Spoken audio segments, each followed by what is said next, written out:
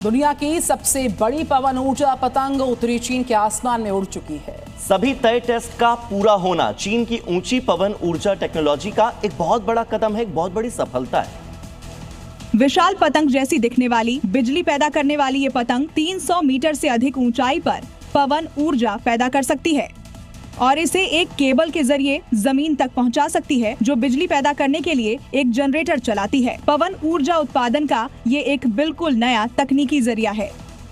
मौजूदा पवन ऊर्जा प्रणालियां उच्च ऊंचाई वाली पवन ऊर्जा का उपयोग नहीं कर सकती, लेकिन इस तकनीक ने संभावनाओं के द्वार खोल दिए हैं।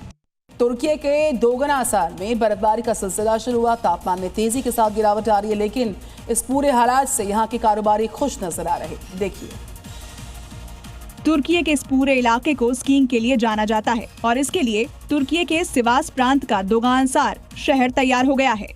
रुक रुक कर हो रही बर्फबारी मौसम को और भी आकर्षक बना रही है। अगले 4 महीने इस पूरे क्षेत्र में आपको बर्फ ही बर्फ दिखेगा और इन सभी के बीच स्कीइंग के लिए पहुंचते लोग भी मिल जाएंगे। इस पूरे इलाके की इकोनॉमी सैलानियों के सहारे ही चलती है।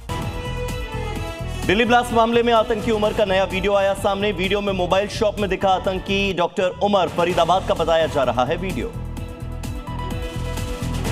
नौगाम थाना ब्लास्ट के बाद एलजी मनोज सिन्हा ने की हाई लेवल मीटिंग। धमाके के कारणों का पता लगाने के लिए जांच के आदेश। कश्मीर में आतंकी नेटवर्क को खत्म करने के उपायों पर चर्चा हुई। बिहार चुनाव में हार के बाद लालू परिवार में दरार। रोहिणी आचार्य ने किया राजनीति छोड़ने और परिवार से नाता तोड़ने का ऐलान। भाई तेजस्वी पर लगाए परिवार से निकालने के आरोप।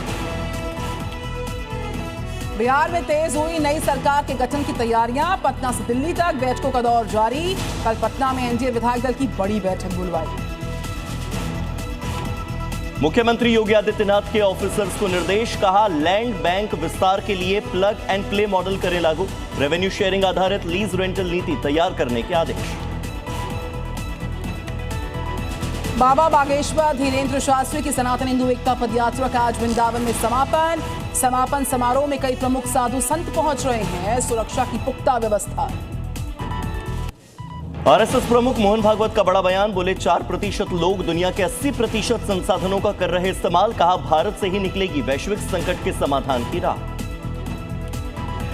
दिल्ली के पंजाबी बाग इलाके में युवक ने घर में घुसकर महिला से घर पर फायरिंग करी है। महिला की हत्या के बाद युवक ने खुद को भी मारी गोली। जांच शुरू। समस्तीपुर में पान की दुकान पर दुकानदार की गोली मारकर हत्या कर दी गई। घर के बाहर ही हमलावरों ने गोली मार दी। मामले की जांच में जुटी है Samastipur police.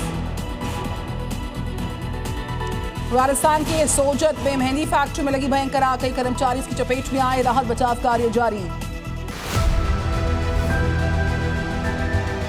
There has been a lot of debate. What is the true meaning of Dhamma or Dharma? आत्मा और परमात्मा के बीच सनातन सेवा का संबंध कायम रहेगा, इसी को कहते हैं सनातन धर्म। Whenever you believe in something, your belief system that works, and then the nature helps. Things may change in my life, but this relation will never change and no power can hinder. Why God fear? क्या हम fear की वजह से परमात्मा से प्यार करें कि नहीं तो वो दंड दे देगा हमको?